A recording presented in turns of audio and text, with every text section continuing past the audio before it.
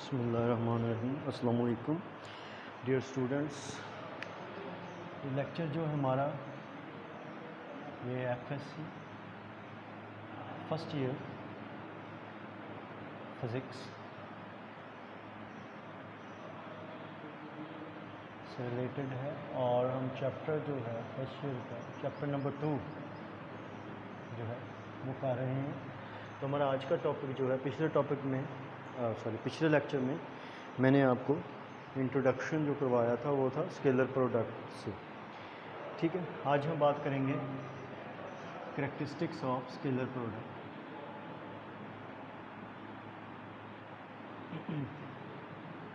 Characteristics of scalar product या dot product, इसकी characteristics की बात करें।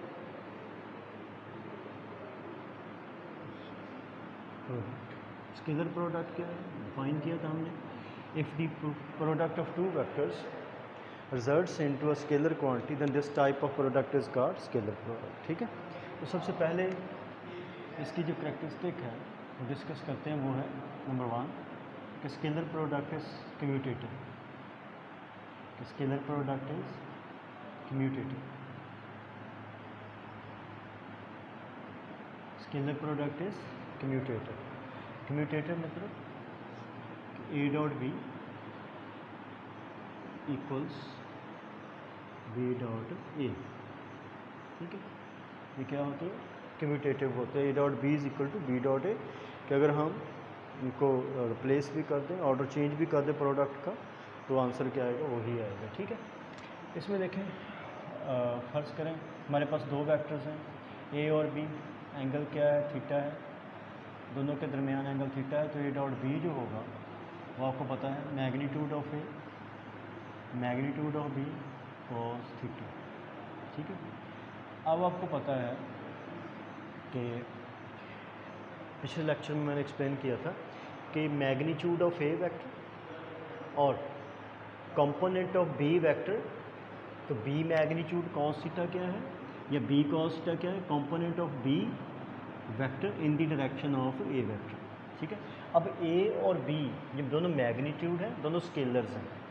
तो आप चाहे बी मैग्नीट्यूड को पहले लिख लें चाहे ए की मैग्नीट्यूड को पहले लिख लें, फ़र्क नहीं पड़ता। क्यों? क्योंकि दोनों क्या हैं, स्केलर्स हैं। स्केलर्स मतलब वैल्यूज़ हैं। तो ये बी अगर ये इस तरह लिख देंगे, ये क्या हो जाएगा, ये है बी डॉट ए। तो इससे क्या साबित होता है कि A dot B is equal to क्या है, बी डॉट ए। ये कम्यूटेटिविटी है डॉट प्रोडक्ट की। जो डॉट प्रोडक्ट इज कम्यूटेटिव। ठीक है, दूसरा हम डिस्कस करते हैं कि डॉट प्रोडक्ट या scalar product of perpendicular vectors. Scalar product of perpendicular vectors कि अगर दो वेक्टर्स जो हों परपेंडिकुलर हो या जो थीटा है वो कितना हो, 90 डिग्री। ज़ाहिर अगर दो वेक्टर्स आपस में परपेंडिकुलर हैं तो थीटा क्या होगा, दोनों के दरमियान एंगल कितना बनेगा, वो 90। बस ये वेक्टर है ये, तो क्या होगा बी वेक्टर, ये एंगल कितना होगा 90 डिग्री। तो फिर डॉट प्रोडक्ट क्या होगा। ठीक है, लेट ए फर्ज कर लें कि लेट ए वेक्टर एंड दूसरा वेक्टर हमारे पास B vector are at right angle to each other, एक दूसरे के साथ right angle to each other, एक दूसरे के साथ 90 का ज़ाविया बना रहे हैं, 90 डिग्री का या 90 डिग्री का ईच अदर। तो जो स्केलर प्रोडक्ट होगी टू, अगर मैं यहाँ पे इसके कंक्लूजन की बात करूँ, स्केलर प्रोडक्ट परपेंडिकुलर वेक्टर्स वो रिजल्ट्स इनटू ज़ीरो। कि scalar product of perpendicular vectors results into zero. तो इसका आंसर क्या आता है, ज़ीरो आता है। कैसे ज़ीरो आता है देखिए ज़रा, अभी एक्सप्लेन करता हूँ कि अगर दो वेक्टर्स हैं ए और बी, दोनों का एंगल कितना बनता है, 90 बनता है। दोनों का अगर डॉट प्रोडक्ट अगर मैं लूँ तो ए डॉट बी जो होगी वो होगी magnitude of A magnitude of B cos 90 degree. और हमें पता है जो कॉस 90 डिग्री वैल्यू होती है वो कितना होता है, ज़ीरो। तो यहाँ पे देखें magnitude of A into magnitude of B into zero, तो हमारे पास क्या हो जाएगा, मैग्नीट्यूड है ज़ीरो मल्टीप्लाई होगा तो ए डॉट बी का आंसर हमारे पास क्या आ जाएगा, ज़ीरो आ जाएगा। कि अगर दो वेक्टर्स परपेंडिकुलर्स हों तो उनकी डॉट प्रोडक्ट क्या होगी, वो ज़ीरो होगी। ठीक है, अब इसी तरह हम बात करते हैं, कुछ यूनिट वेक्टर्स की बात की थी हमने कि इन केस ऑफ, इसी हेडिंग के नीचे, इन case of unit vectors I cap, J cap और के कैप। अगर हम इनकी बात करें, इनकी बात मैं क्यों यहाँ पे कर रहा हूँ, क्योंकि जो आई कैप, जे कैप और के कैप है, ये आई कैप की डायरेक्शन अलॉन्ग एक्स एक्सिस, जे कैप की डायरेक्शन अलॉन्ग वाई एक्सिस, के कैप की डायरेक्शन अलॉन्ग जेड, ये दोनों, ये तीनों वेक्टर्स आपस में क्या हैं, परपेंडिकुलर हैं, इसलिए इनको मैं इस हेडिंग के नीचे डिस्कस कर रहा हूँ कि डॉट प्रोडक्ट परपेंडिकुलर वेक्टर्स। अब चूँकि एंगल कितने का बनाते हैं 90, तो आई कैप डॉट जे कैप क्या होगा, तो magnitude of I cap, magnitude of J cap और कॉस कितना होगा 90 डिग्री। क्यों, आई और जे के दरमियान में एंगल 90, जे और के दरमियान, के और आई के दरमियान एंगल कितना होगा 90, और कॉस 90 क्या होता है, जीरो। मैग्नीट्यूड आपको पता 1 होती है, यूनिट वेक्टर्स हैं, इसलिए आई कैप जे कैप की मैग्नीट्यूड 1, कॉस 90 0, तो हमारे पास क्या आ जाएगा, ज़ीरो। इसी तरह क्योंकि जे डॉट के, जे कैप जे, ये भी ज़ीरो होगा, क्योंकि जे और के दरमियान एंगल कितना बनता है 90, परपेंडिकुलर्स हैं, और के का डॉट करेंगे आई के साथ, इसका आंसर भी क्या होगा, ज़ीरो ही होगा, क्योंकि ये वेक्टर्स यूनिट वेक्टर्स हैं लेकिन आपस में क्या है, परपेंडिकुलर है। तो जब भी दो वेक्टर्स परपेंडिकुलर होंगे तो उनकी डॉट प्रोडक्ट जो होगी वो क्या होगी, वो ज़ीरो होगी। ठीक है, अब हम नेक्स्ट बढ़ते हैं, हम बात करते हैं dot product of parallel vectors या cross scalar product of parallel vectors. Number 3, dot product of parallel vectors. अब देखें, dot product of parallel vectors, जब भी दो वेक्टर्स पैरेलल होंगे, ठीक है, तो डॉट प्रोडक्ट में जो आंसर आएगा वो मैक्सिमम होगा। यानी डॉट प्रोडक्ट में जब भी कोई दो वेक्टर्स को आप स्केलर प्रोडक्ट उनकी फाइंड करें, तो स्केलर प्रोडक्ट में जो मैक्सिमम वैल्यू आएगी स्केलर प्रोडक्ट की, वो कब आएगी, जब दो वेक्टर्स आपस में क्या होंगे, परपेंडिकुलर, सॉरी क्या होंगे, पैरेलल होंगे। ठीक है, dot product of parallel vectors results into, conclusion क्या है इसका, कि जब दो वेक्टर्स पैरेलल हों उनकी डॉट प्रोडक्ट फाइंड करें, results into product of magnitude of vectors. जो वेक्टर्स आप मल्टीप्लाई कर रहे हैं, सॉरी या उनकी प्रोडक्ट फाइंड कर रहे हैं, कौन सी मल्टीप्लिकेशन, कौन सी है, स्केलर, तो जो मैग्नीट्यूड होगी वो क्या होगी, जो वैल्यू होगी, वो प्रोडक्ट जो होगी दो वेक्टर्स की, स्केलर प्रोडक्ट है उस, वो क्या होगी, वो होगी मैग्नीट्यूड, वो होगी product of magnitudes of vectors. तो जिन वेक्टर्स को आप स्केलर प्रोडक्ट फाइंड कर रहे हैं तो उनकी स्केलर प्रोडक्ट का आंसर क्या आएगा, दोनों की मैग्नीट्यूड का हासिल ज़रब या प्रोडक्ट आएगी आंसर, और ये स्केलर प्रोडक्ट में मैक्सिमम वैल्यू होगी। कि लेट फर्ज कर लें कि ए वेक्टर जो है अगर पैरेलल टू है बी वेक्टर, तो आपको पता है अगर पैरेलल हो थीटा कितना होगा, 0 डिग्री। परपेंडिकुलर वेक्टर्स के दरमियान एंगल 90 डिग्री और पैरेलल वेक्टर्स के दरमियान angle 0 degree. Parallel means for example ये वेक्टर ए है, तो दूसरा वेक्टर बी जो होगा वो भी लेट से इसी डायरेक्शन में होगा। ये वेक्टर ए सारा और ये वेक्टर क्या है बी, दोनों पैरेलल होंगे, एक ही डायरेक्शन में होंगे, मतलब ए वेक्टर है, ये क्या होगा बी वेक्टर। और इनकी टेल्स को मिलाएंगे तो दोनों के दरमियान एंगल कितना बनेगा, दोनों के दरमियान एंगल कितना बनेगा, 0 डिग्री बनेगा। ठीक है, तो अगर हम डॉट प्रोडक्ट फाइंड करें A dot B is equal to, तो क्या होगा, magnitude of A magnitude of B cos 0 degree, और कॉस 0 होता है 1, तो आंसर हमारे पास क्या आ जाएगा, magnitude of A vector and magnitude of B vector. क्योंकि कॉस 0 क्या होता है, 1 होता है, तो यही हमारे पास आंसर आ जाएगा, magnitude of A into magnitude of B.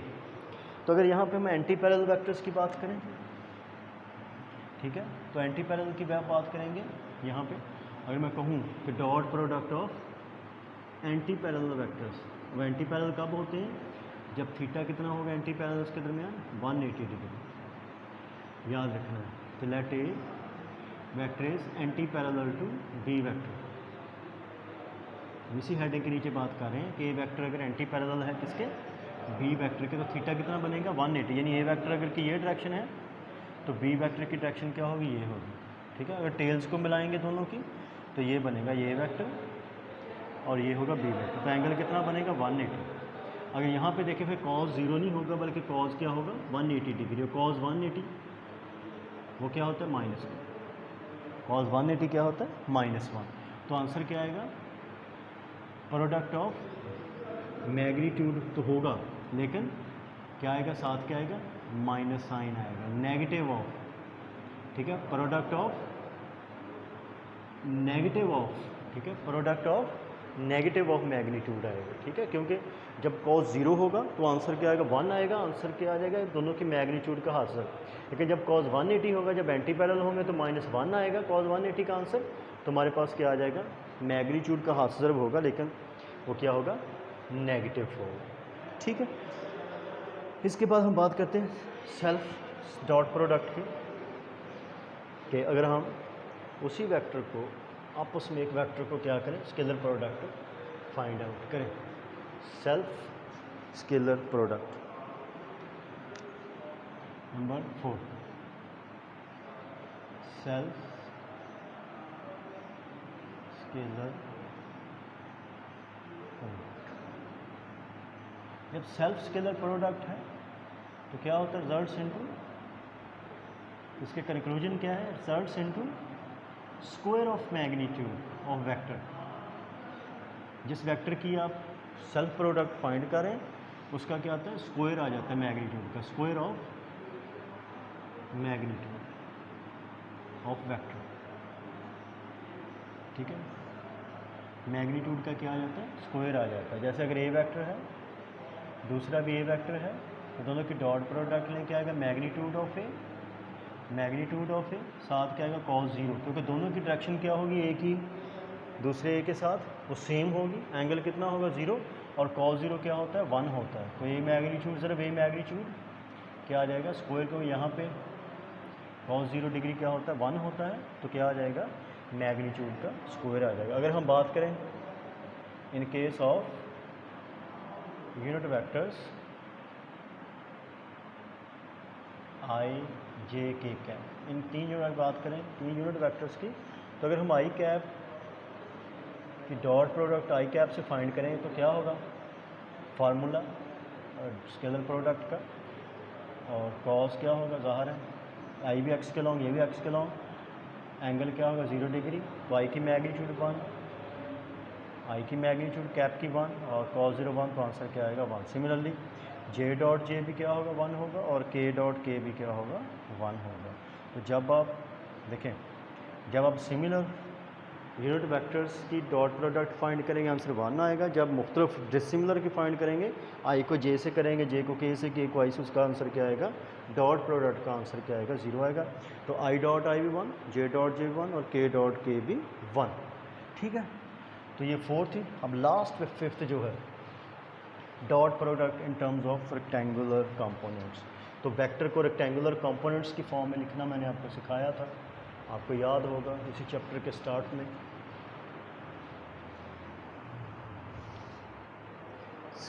Scalar product या dot product in terms of rectangular components.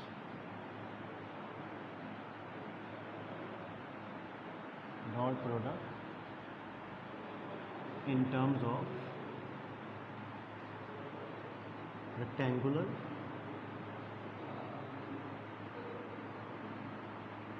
Components. Rectangular components मतलब उसका एक्स कंपोनेंट, वाई कंपोनेंट और इसका जी कंपोनेंट। देखें कि हमारे पास ये वेक्टर है तो एक को रेक्टेंगुलर कंपोनेंट की फॉर्म में कैसे लिखेंगे इस तरह, एक्स कंपोनेंट की magnitude I cap, Y component की मैग्नीट्यूड जे कैप और जी कंपोनेंट की मैग्नीट्यूड और साथ क्या आएगा के कैप। सिमिलरली जो बी वेक्टर होगा in terms of rectangular components वो होगा B X I cap, V by Y J cap और बी जी के कैप, ये होगा। ठीक है, ये ट्रायंगुलर कंपोनेंट्स की फॉर्म में हमने इसको देखा। अगर हमने ए डॉट बी फाइंड करना है, ए डॉट बी इक्वल्स, इसकी वैल्यूज पुट कर देते हैं, ये आई कैप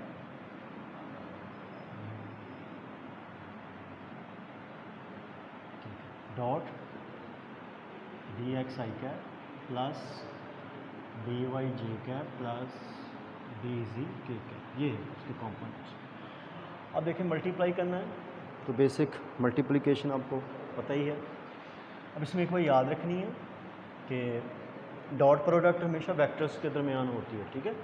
तो मैग्नीट्यूड ने मैग्नीट्यूड से मल्टीप्लाई करना है, वो स्केलर्स हैं, मैग्नीट्यूड मैग्नीट्यूड के साथ मल्टीप्लाई होगी, लेकिन जो यूनिट वेक्टर है उसकी डॉट प्रोडक्ट होगी यूनिट वेक्टर के साथ, क्योंकि डॉट प्रोडक्ट सिर्फ वेक्टर की वेक्टर के साथ है। जैसे देखिए इसके फर्स्ट फैक्टर को इसके साथ मल्टीप्लाई करेंगे, वो होगा ए एक्स, ठीक है, ए एक्स डी एक्स, ठीक है, यानी मैग्नीट्यूड को मैग्नीट्यूड से मल्टीप्लाई किया, इसका आई कैप डॉट ये डॉट, तो ये आई कैप, ठीक है। यानी हम मैग्नीट्यूड को मैग्नीट्यूड के साथ और वेक्टर को वेक्टर, अब ए एक्स के साथ क्या है, अब इसके साथ करेंगे बी वाई आई कैप डॉट क्या होगा जे कैप, फिर प्लस ए एक्स क्या होगा बी जी हो जाएगा, इसका आई कैप है लेकिन इसका क्या है डॉट के कैप, फिर प्लस, अब ये ख़त्म हो गया। अब ए वाई को लेते हैं, ए वाई के साथ क्या आएगा बी एक्स आ जाएगा, इसका जे कैप, ठीक है, ए वाई का जे कैप डॉट इसका क्या है आई कैप, ठीक है, प्लस अब ए वाई बी वाई हो जाएगा, इसका भी जे डॉट इसका भी जे डॉट जे कैप दोनों हो जाएंगे, इसी तरह प्लस ए वाई बी जी, इसका ए वाई है, इसका जे डॉट कैप, इसका क्या हो जाएगा डॉट के कैप, ठीक है। सिमिलरली प्लस यहाँ देखता हूँ प्लस, अब तीसरा इसका फैक्टर ए जी, साथ क्या आएगा ए जी के साथ डी एक्स, इसका के कैप डॉट इसका आई cap, plus A Z B Y हो जाएगा, इसका के कैप है, इसका जे cap, plus A Z B जी, इसका भी के कैप, इसका भी के कैप डॉट प्रोडक्ट, ठीक है। ये ख़त्म होगी इसकी प्रोडक्ट इसमें। अभी हमने इसी लेक्चर में डिस्कस कर रहे थे कि सिमिलर वेक्टर्स की यूनिट वेक्टर्स की डॉट प्रोडक्ट 1 है, यानी आई डॉट आई भी 1, जे डॉट जे भी 1, के डॉट के भी 1, ठीक है, यानी I dot I, J dot J और के डॉट के, ये क्या है 1, ठीक है।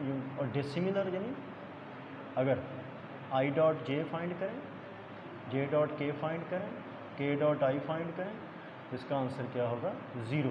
तो यहाँ से देखें क्या बचेगा ए एक्स बी एक्स, ठीक है, इसका आंसर क्या है 1, अब इसका आंसर क्या है 0, तो सारा फैक्टर क्या हो जाएगा 0। इसका आंसर क्या आएगा आई डॉट के 0 है, तो सारा फैक्टर क्या हो जाएगा 0। अब जे डॉट आई भी 0, सारा फैक्टर क्या हो जाएगा 0। अब जे डॉट जे 1 है, तो यहाँ पे क्या आ जाएगा ए वाई बी वाई। सिमिलरली यहाँ पे ये भी 0, ये भी 0, यहाँ पे देखें के डॉट के 1 हो जाएगा, तो क्या आ जाएगा ए जी बी जी।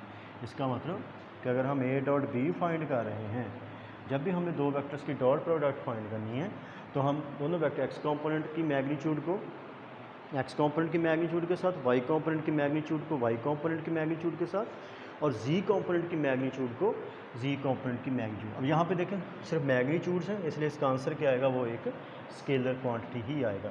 अब देखें यहाँ से फर्दर हम एक कॉलरी जो है वो डिटेक्ट करते हैं। ए डॉट बी क्या होता है, A magnitude B magnitude cos theta, ठीक है। अगर यहाँ से हम कॉस थीटा फाइंड करना चाहते हैं तो क्या होगा, देखें A X B X, right hand side है वो A Y B Y plus A Z B Z, right hand side over ये मैग्नीट्यूड इधर आके क्या हो जाएंगी, डिवाइड हो जाएगी कि मैग्नीट्यूड इनटू बी मैग्नीट्यूड। तो ये कॉस थीटा, अगर हमें थीटा चाहिए तो कॉस इन्वर्स हो जाएगा ये, ठीक है, दिस इसका क्या लेंगे कॉस इन्वर्स। तो यहाँ से आप थीटा फाइंड कर सकते हैं।